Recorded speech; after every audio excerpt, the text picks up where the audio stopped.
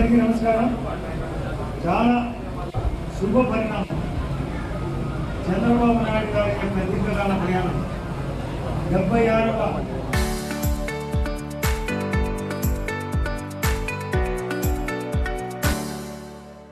పుట్టినరోజు.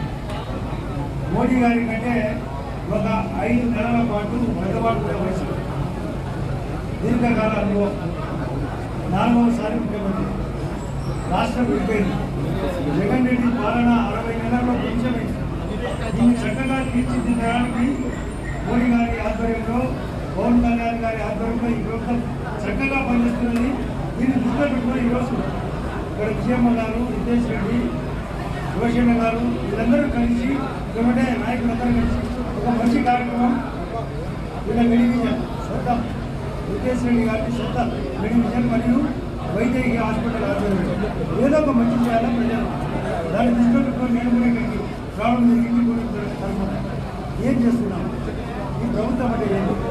ప్రజలకు, అధికారులకు, బ్యాంకర్లను అందరినీ కలిపి మంచి చేసేదే రాజకీయం. ఈ 21 నెలల్లో మేము మంచి చేసినామా లేదా దానికి చక్కటి ఉదాహరణ ఇప్పటికే రిప్లేస్ చెప్పాను. సూపర్ 6 అంటే 4000 పెన్షన్ మొదలుకొని, బస్సు ప్రయాణం మొదలుకొని, తల్లికి వందనం, మాతృవందనం అనేది ప్రవేశపెట్టాడు మోడీ గారు. మొదటి సంతానంలో 6000 రూపాయలు ఉచితం. అదే రెండవసారి సంతానం ఆడపిల్ల అయితే 5000 రూపాయలు. ఇది మరికొంత బ్యాటికొంత ఆలోచన. గ్యాస్ 3 గ్యాస్ ఇప్పటికే ఇవ్వడం జరిగింది. సంవత్సరానికి మొదటి సంవత్సరం అయింది. అది కాకుండా అన్నదాత స్కీమ్ విద్యలకు ప్రోత్సహించడం కోసం ఇలాంటి ఇన్స్టిట్యూషన్లకు సపోర్ట్గా బస్సులకు నిధులు, ఎడ్యుకేషన్ నిధులు, హాస్పిటళ్లకు నిధులు, సీఎం రిలీఫ్ ఫండ్ ఇవన్నీ చేసిందంటే నిజమైన రాజకీయం. మోడీ గారు ఎంత దీర్ఘంగా ఆలోచిస్తాడో, ఆయన 4వసారి ముఖ్యమంత్రిగా గుజరాత్కు మరియు 3వసారి దేశ ప్రధాని. ఇద్దరి కలిగితో మోడీ గారు మరియు చంద్రబాబు కలిగితో కాకుండా పవన్ కళ్యాణ్, ఇక్కడ కూడా చాలా మంది స్థానికులు పవన్ కళ్యాణ్ మద్దతుదారు మధ్యలో చాలా మంది ఉన్నారు. ఆయన యొక్క అభిమానులు ఈ రాష్ట్రాన్ని పరిగెత్తియాలా, అయిపోయినా కట్టే ఉండండి, అమరావతి కట్టాలా, కట్టాలా లేదా అది కట్టేది కనపడుతుంది. చెడగొట్టేదానికి పోలవరం కట్టున్నారు. మన మధ్యలో నీళ్ళు రావాలంటే పోలవరం పికప్ కావాలి. శ్రీశైలం నుంచి మనకే వస్తాయి. రాయలసీమ హార్టికల్చర్ అప్పుతో మన మధ్యలో కూడా దాదాపు 190 కోట్లతో 50 కొత్త రోడ్లు రాబోతున్నాయి. అదే కాకుండా ఇక్కడ నుంచి ఆత్మకూరు కూడా నెల్లూరులోని కృష్ణపట్నం వరకు కొత్త రోడ్డు, అది 2600 కోట్లతో కొత్త రోడ్డు. అంటే ఇప్పుడు రోడ్డుకు కాగలనా? ఇప్పుడు నేను మధ్యలో మైకూరు నుంచి వచ్చేటప్పుడు బైపాస్ రోడ్డు ఉండాలి. అదే కాకుండా కోరమాంలో వెళ్ళిన కొత్త రోడ్డు తయారైందని, ఒక గ్రీన్ఫీల్డ్ రోడ్డు తయారైందని. గతం లేదు, ఇన్ని రకాల అభివృద్ధి లేదు. కాబట్టి మన యొక్క దీర్ఘకాల అనుభవాలు దృష్టిలో పెట్టుకొని ఆయన బర్త్డే సందర్భంగా ప్రజలకు మేలు చేసే కార్యక్రమంగా ఇది ఆరోగ్య పథకం, ఇది చేస్తూనే ఉంటాం. కొన్ని వార్తలు చెప్తున్నారు, నిరంతర వార్తాశ్రమంతేని. ఇది నిరంతర అభివృద్ధి, సంక్షేమము, శాంతి భద్రత, బ్యాంకింగ్ సిస్టము, ఇన్సూరెన్సు, వృక్ష సంపద, జంతు సంపద, ఉద్యోగ ఉపాధి అవకాశం, విదేశాలతో సఖ్యత, టెర్రరిజం తగ్గాల, నక్సలిజం తగ్గాల, జీడిపి పెంచాల, ద్రవ్యోల్బణం తగ్గాల. విదేశాల్లో యుద్ధం జరుగుతుంది, అయినా ఇక్కడ పెట్రోల్ రేటు నార్మల్గా ఇదే పాకిస్తాన్లో అయితే పెట్రోల్ రేటు, డీజిల్ రేటు 600 రూపాయలు పోయింది. 6000 గ్యాస్ కనెక్షన్ ఇప్పటింత పరిస్థితుల్లో కూడా గ్యాస్ ప్రజలకు అందజేస్తున్నాము. ఇది యుద్ధం ఆగాలని కోరుకోవాలి అందరం. మనకు 41 దేశాల నుంచి మనం అక్కడి నుంచి సప్లై తీసుకుంటున్నాం. వాళ్ళు ఇబ్బంది పడితే మనం ఇబ్బంది పడ్డాం. ఇప్పటికీ 4వ దేశాల్లో ఉండే ఆర్థిక పరిస్థితి 6వ స్థాయికి పోయింది. తిరిగి 4 నుంచి 3 నుంచి 2 నుంచి 1కి రావాలా. మన 17వ తేదీ నాడు వాళ్ళ పార్లమెంటులో మహిళా బిల్లు, డీలిమిటేషన్ బిల్లు మరియు యూపీ యాక్ట్ అని పెడితే చెడగొట్టేది ప్రతిపక్షం ఇండియాకుందని, ముఖ్యంగా కాంగ్రెస్ పార్టీ ఆధ్వర్యంలో ఈ మహిళలకు అత్యవసరమైన బిల్లు 3వ వంతు రావాలా. ఇప్పుడు గతంలో విజయమ్మ గారు కానీ, ఇప్పుడు ఇక్కడ ఉండే సుధా కానీ అమ్మ వైఎస్ఆర్ పార్టీ ఇటువంటి వాళ్ళకి హక్కు రావాలా, 100 కోట్లు రావాలా. మనకు 7 స్థానాలు పార్లమెంట్లో 11 స్థానాలు అయ్యేది. రెండవ పార్లమెంట్ కూడా వచ్చేది చెడగొట్టాను. ఇక్కడ కూడా ఒక స్థానం ఎస్సీ స్థానం వర్గం నుంచి వేరే స్థానం మారేది. ఇక్కడ అవకాశం మరింత మందికి దొరికేది. ఎస్సీ ఎస్టీలకు మరిన్ని స్థానాలు దొరికేది కూడా దాన్ని పోగొట్టాను. ఏమంటే వాళ్ళకు భయం బీజేపీ పార్టీలో ఉండటం కాకూడదని. నేను చెప్తున్నా వాళ్ళకు నిజంగా బీజేపీ పార్టీ తీసుకున్న కూటమి నిర్ణయం, ఎన్డీఏ కూటమి నిర్ణయం మహా అద్భుతం. చెడగొట్టినా తిరిగి స్టార్ట్ చేస్తాం, అమలు చేస్తాం, 2029 అమలు చేస్తాం. మాకు అనుభూతి కోసం ఆలోచన చేసినాం, అనుభవంతో ఆలోచన చేసినాం, దక్కలే. కానీ సానుభూతి అయితే దొరికింది. మహిళలందరూ ఒకే పార్టీకి ఒకే స్థానాన్ని ఇచ్చే ఏర్పాటు మహిళలందరూ ఇది సానుభూతితో మళ్ళీ పగడబుద్ధితో రేపు జరగబోయే అక్కడ తమిళనాడు ఎలక్షన్ కానీ పశ్చిమ బెంగాల్ ఎలక్షన్లలో కూడా మేము స్థానం సంపాదించబోతున్నాం. మహిళలు వన్ సైడ్, ఇది మోడీ గారి ప్రచారం. ఈరోజు గౌరవ సీఎం గారు చంద్రబాబు నాయుడు గారు తమిళనాడు, ఈరోజు రేపు కూడా దాదాపు 6-7 సభల్లో పాల్గొంటున్నారు. కారణం అన్ని విషయాలు చెప్పడానికి ఆయన కూడా పంపించినారు ఎన్డీఏ కూటమి.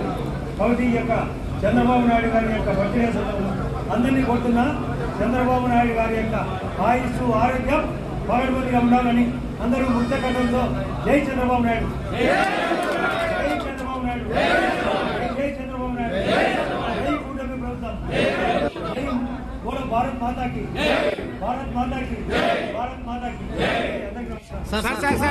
సార్ ఒక కామెంట్ సార్. ఇటీవలే ఈనాడు పేపర్లో ఒక ఆర్టికల్ వచ్చింది. ఇటీవలే ఈనాడు పేపర్లో ఒక ఆర్టికల్ వచ్చింది సార్. బద్వేలు, జమ్మలమడుగు, పులివెందల మిమ్మల్ని చూడమని చెప్పేసి అన్నారు అనేసి. దానిపైన ముఖ్యమంత్రి గారు ఇచ్చిన ఆదేశాల ప్రకారం ఏంటంటే ఆదేశం కాదు, నేను గతంలో ఎంపీగా పోటీ చేసిన సార్. మా అన్న కొడుకు భూపేష్ రెడ్డి గారు కూడా పోటీ చేశారు సార్. రేపు లోకల్ బాడీ ఎలక్షన్ కానీ సార్ మేమందరం ఒక కూటమి తరపున ఉన్నాం కాబట్టి ఒకరికొకరు తోడుగా. మొన్న మైనస్ వచ్చింది, ఇక్కడ పులివెందలో కూడా మైనస్ వచ్చింది. వీళ్ళందరినీ సర్దించాల్సిన అవసరం రాజకీయాల్లో ఉంది కాబట్టి మేము పగడబడి ఆలోచనతో విద్యాశ్రీని, రోషయ్య గారి నాయకత్వాన్ని, ఉన్న నాయకత్వాన్ని పెంచాలంటే ఇలాంటి కార్యక్రమాలు చేయాల్సిందే. అందులో భాగమే ఈ కార్యక్రమం. Okay sir. అందరికీ నమస్కారం. ఈరోజు చంద్రబాబు నాయుడు గారి 76వ జన్మదినం సందర్భంగా ఈరోజు ఈ ప్రాంతంలో ప్రతి ఒక్కరూ ఒక నాయకుడికి ఎలా ఉండాలనే దానికి మనందరం ఈరోజు ఆయన రాష్ట్రానికి చేసే ఇలాంటి నాయకత్వం ఉండాలని ఒక పండుగ వాతావరణంలో ప్రతి ఒక్క మండలం కానీ ప్రతి ఒక్క దగ్గర ప్రజాసేవ, మానవ సేవ అనేది మనం అందరం చేయాలనే దాంట్లోనే ఈరోజు మనము ట్రస్ట్ ద్వారా కానీ ఇక్కడ ఒక బ్లడ్ క్యాంపు మరియు మెగా మెడికల్ క్యాంపు చేశాం. పొద్దున 6:30 నుంచి పేషెంట్లు కానీ వాళ్ళు కానీ అనేక మందిని మన ప్రాంతంలో ఉన్న వాళ్ళందరికీ ఈరోజు ఇట్లా బెంగళూరు, హైదరాబాద్ అన్ని దగ్గర నుంచి వచ్చిన హాస్పిటల్ వాళ్ళు కానీ ఈ విధంగా సర్వీస్ చేస్తున్నారు. మనం ఈరోజు నాయకత్వంలో కానీ ప్రజలకు ఏదైనా చేయాలనే సంకల్పంతో రాష్ట్రం విడిపోయిన ఇంత సుదీర్ఘమైన రాజకీయంలో ఉన్న నాయకుడు ఎవరైనా అంటే అది చంద్రబాబు నాయుడు గారైనా చెప్పచ్చు. అటు ఏ రంగంలో అయినా, అటు రైతన్న కోసం కానీ, సాగునీరు, తాగునీరు కోసం మన రాయలసీమలో కానీ రాష్ట్రంలో కానీ ఎక్కడైనా ఈ నీటిపారుదల ప్రాజెక్టుల కోసం కానీ ఆ రోజు నుంచి ఈ రోజు వరకు ఇంత సుదీర్ఘ పాలన వాళ్ళందరికీ మెట్ట ప్రాంతం వాళ్ళకందరికీ నీళ్ళు ఇవ్వాలనే సంకల్పంతో ఈరోజు మనం జలధార అనుకోండి, పుల్లార అనుకోండి, అనేక ప్రాజెక్టులు కానీ వనరులు సమకూర్చొని అట్లా రాష్ట్రం కానీ దేశంలో నుంచి కానీ ఏదైతే వరకు వనరులు తీసుకొని వచ్చి కూటమి ప్రభుత్వంలో ఈరోజు చేస్తున్నారు. ఇంత ముఖ్యమంత్రికి, అనుభవం ఉన్న ముఖ్యమంత్రికి మనం ఈ ప్రాంత ప్రజలు ఎంత చేసినా తక్కువే. ఆయన కోసం ఈరోజు ప్రతి ఒక్క కార్యకర్తలు, కూటమి కార్యకర్తలు, నాయకులు అందరూ ఈరోజు ఈ కార్యక్రమం చేసిన వాళ్ళందరికీ ధన్యవాదాలు తెలుపుతూ, మరియు ఇక్కడ ఐటీ రంగం కానీ లేదంటే ఈరోజు 20 లక్షల ఉద్యోగాలు ఇవ్వాలా ఖచ్చితంగా ఈ ప్రాంతంలో కాదు అనేక ప్రాంతాలు అన్నింటిలో నుంచి కంపెనీలు తీసుకొని వచ్చి పెట్టుబడిదారులతో పాటు వాళ్ళతో పాటు ఈరోజు ఇన్ని గంటలైనా కానీ ఆయన శ్రమించి పనిచేస్తున్నారంటే మనందరి కోసం మనందరం గౌరవించాల్సిన అవసరం ఇది. ఇలాంటి నాయకుడు అరుదుగా దొరుకుతాడు. మనందరం ఈ ప్రాంతంలో రాయలసీమ ప్రాంతం అనేసి ఆయన ఉన్నా కానీ ఒక ప్రాంతానికి కాకుండా అన్ని జిల్లాలకు కానీ సమకూర్చి ప్రతి దగ్గర మన అభివృద్ధి కోసం వెళ్తున్నాం. మనం దాంతోపాటే ఈరోజు ఏ ఒక్కటి తీసుకున్న దేవాలయాలు కానీ అన్నీ ప్రాంతాల్లో ఉన్న వాటిని కూడా అభివృద్ధిలో ప్రతి ఒక్క దాంట్లో తీసుకొని వస్తున్నారు. సూపర్ 6 అమలు పరచడంలో సూపర్ సక్సెస్ అని చెప్పొచ్చు. గత ప్రభుత్వంలో అనేక తప్పిదాలు చేశారు. వాటిని క్రమవారీగా ఈరోజు అన్ని విషయాల్లో మనం రకరకాలుగా ముందుకు తీసుకెళ్తూ ప్రతి ఒక్కడు పేదవాడు కానీ మంచివాడు పెద్దవాడు కానీ ఎవరైనా కానీ నావాడు అనుకునేవాడే ఈరోజు ముఖ్యమంత్రి అని మీ అందరికీ తెలియజేస్తున్నాను. ముఖ్యమంత్రి చంద్రబాబు నాయుడికి జన్మదిన వేడుకలు ఈరోజు ప్రతి ఒక్కరూ ఆయన కానీ వాళ్ళ కుటుంబ సభ్యులు కానీ అందరికీ ఆ దేవదేవుడైన వెంకటేశ్వర స్వామి అనుగ్రహం ఉంటూ అందరినీ వాళ్ళతో పాటు ఈ ఆంధ్రప్రదేశ్ ప్రజలందరినీ సుఖ సంతోషాలతో దీవించాలని కోరుకుంటూ ధన్యవాదాలు చెప్తున్నాను. అందరికీ ధన్యవాదాలు.